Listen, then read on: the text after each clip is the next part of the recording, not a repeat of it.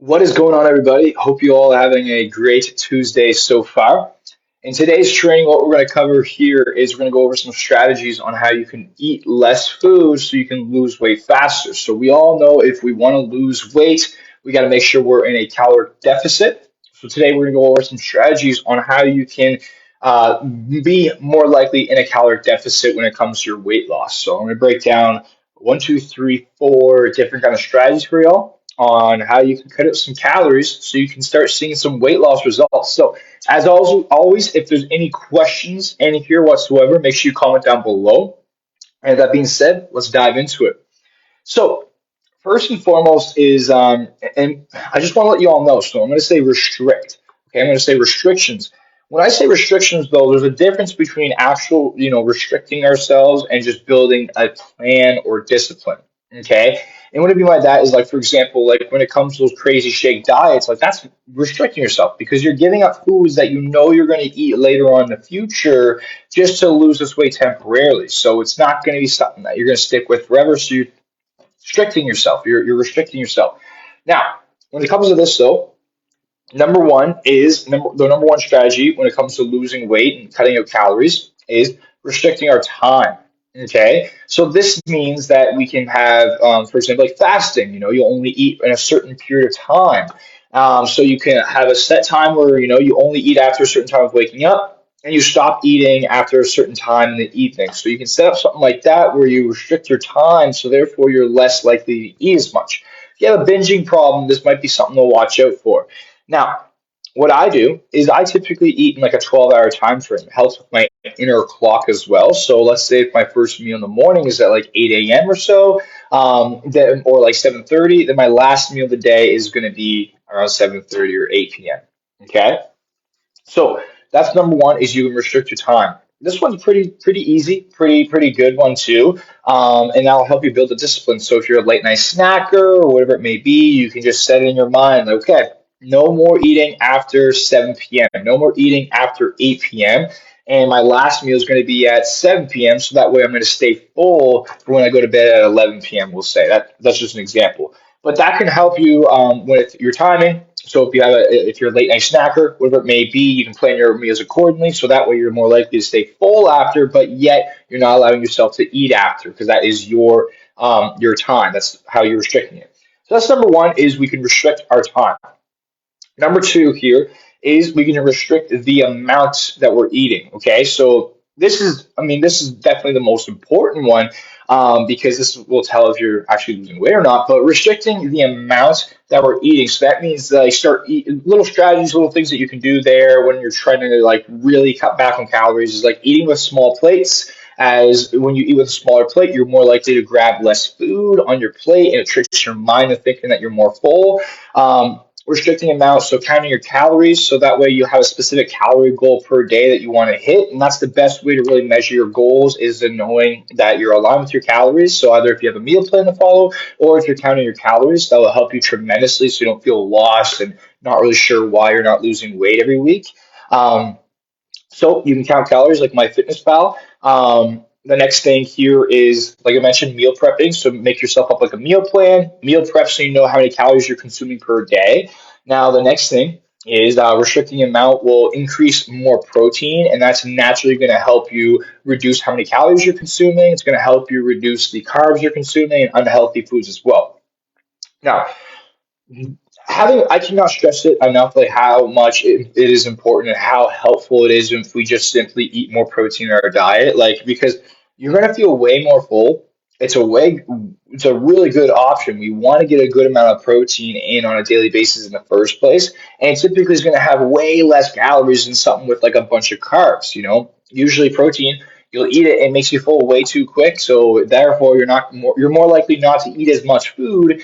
Rather than carbs, you can just eat. Okay, so high protein, and the next thing is just little switches to cut your calories. So just drinking water, cutting out milk and juices and stuff like that with added sugar. Like one of the biggest things too you can do is because in America the average person consumes about 300 calories per day of added sugar. Okay, so that's like your energy drinks and your sugary drinks, your juices and all that. If you simply just cut that out, that's going to help with 300 extra calories right there, and that's almost 1 pound a week. Okay, because 500 calories per day that we burn, that creates 1 pound per week, because 3,500 calories that we have to burn 1 pound of fat. So it's all about the little switches, guys. It's all about these getting the little things right. And if you can just get the little things right and stay consistent with it and build that into like a routine, that's how it becomes your lifestyle. Okay. Because then eventually it's a habit to you. It's like brushing your teeth. You don't have to think about it. You just do it. And it just becomes so, so much easier. Like my routine now is aligned with my goals, and it's so robotic that I don't even have to think about it. It's just me, who I am. So the next thing here is so after restricting amount and restricting time, the next thing, this is an interesting one. I don't know if I really recommend this one, but I just want to throw it out there for y'all, is you could do a full day of fasting.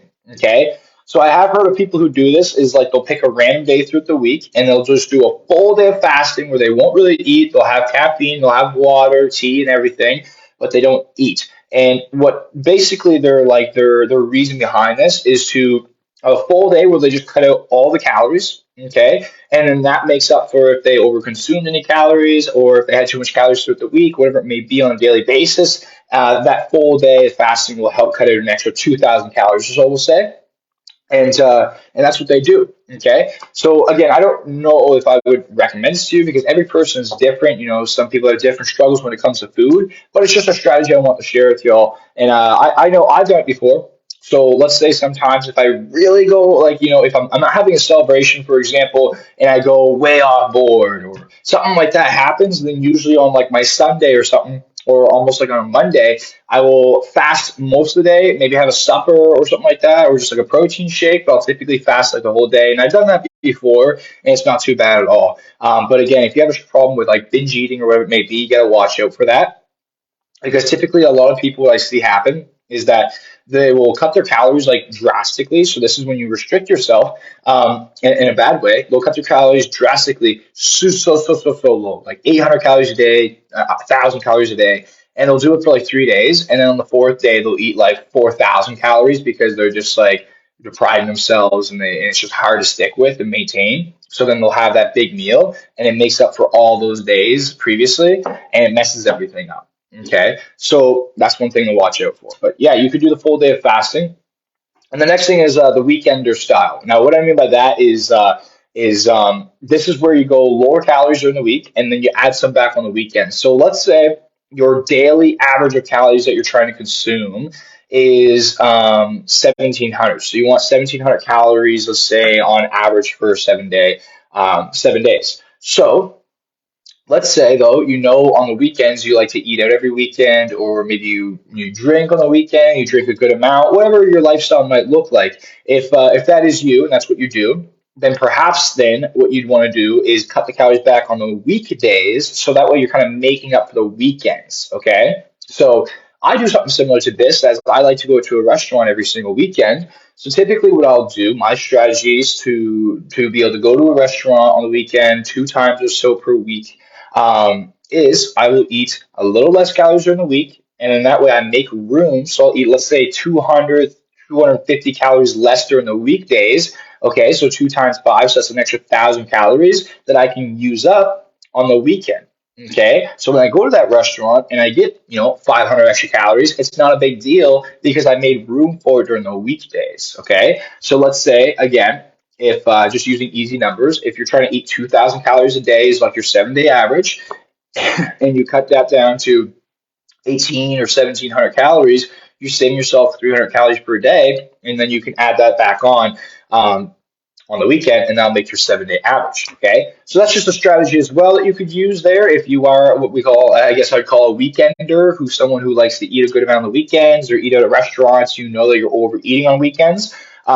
That's something you could try too. But again, you don't want to restrict yourself too much because then you'll end up binging, or you don't want to feel too restricted where it's not sustainable for yourself. Okay, so it's all about figuring out what's going to work best with you.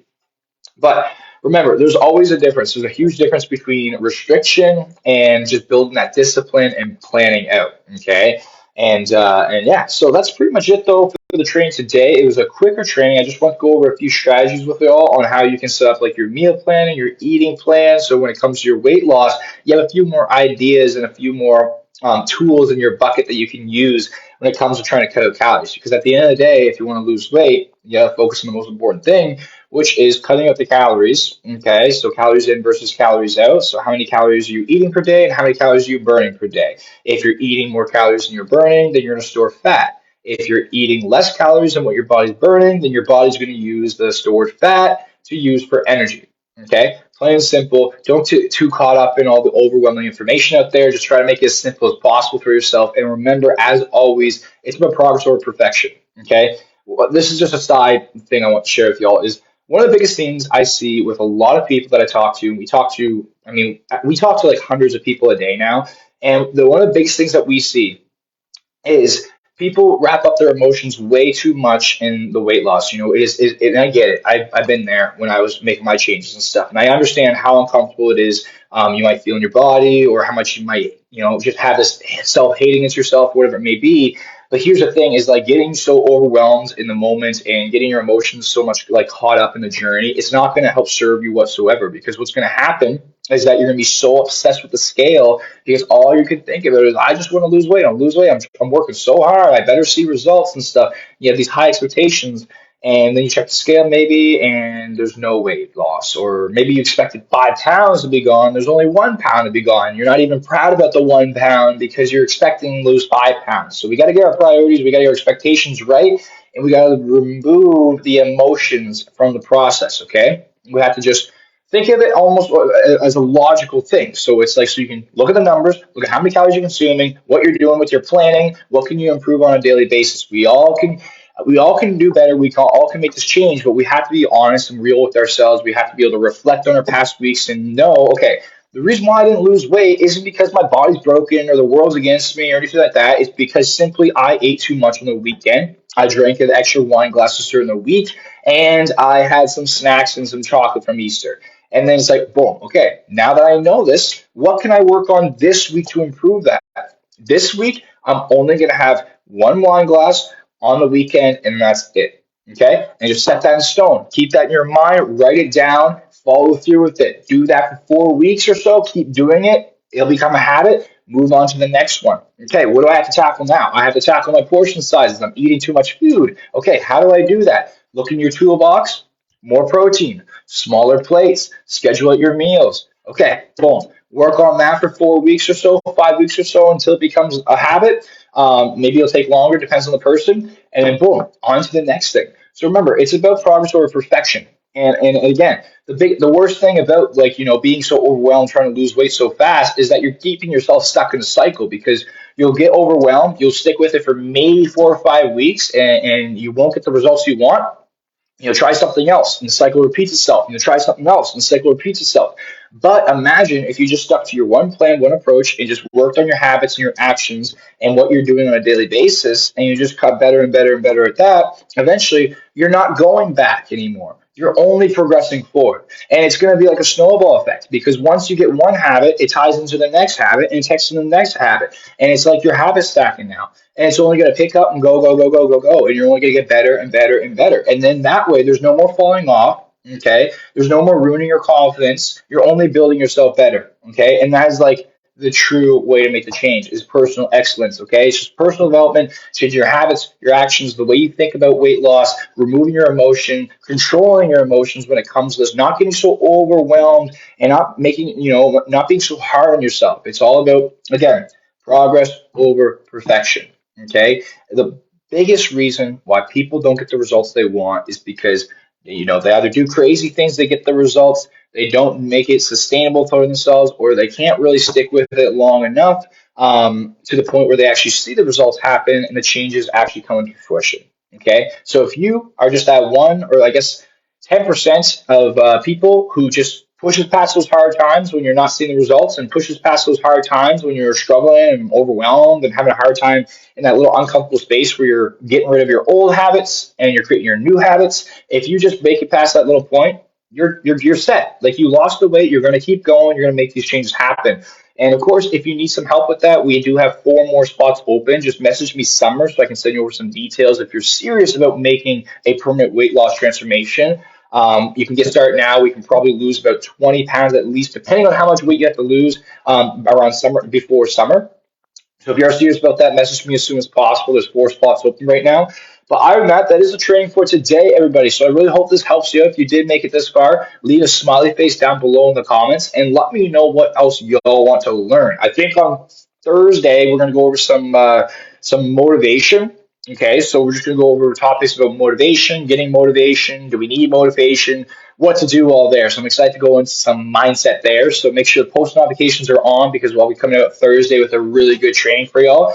But other than that, just show up for yourself today. Show up for yourself this week. Make these changes happen. Work on progress over perfection. Write your goals down. Write your habits. Write the things down that you want to progress on and stick with it. Stick with your goals. Make it happen. You got this. This is going to be your year. If you have any questions, just reach out. Other than that, I'll see y'all and have a good day.